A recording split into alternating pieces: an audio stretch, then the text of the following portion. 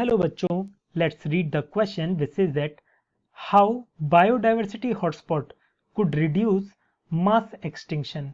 Biodiversity hotspot कैसे reduce कर सकते हैं mass extinction का जो चल रहा है वो. Here the key concept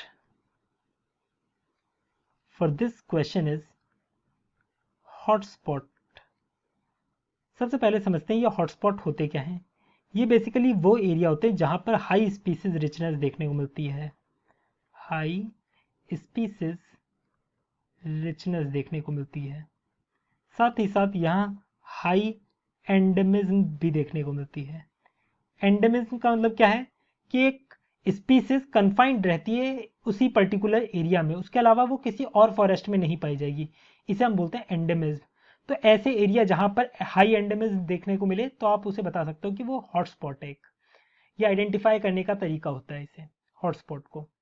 अब यहाँ पर कहा गया है हाउ बायोडाइवर्सिटी हॉटस्पॉट को रिड्यूस मास एक्सटिंक्शन. तो देखिए, अगर हॉटस्पॉट को आप स्ट्रिक्ट प्रोटेक्टेड एरियाज में रखोगे तो आप लोगों को पता होना चाहिए जो हॉटस्पॉट है ना, ये 2% कवर करते हैं of earth lands area. Earth land area, land area.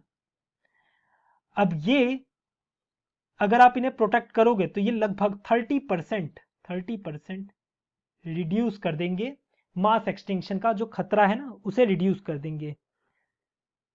30% reduce mass extinction. Mass extinction.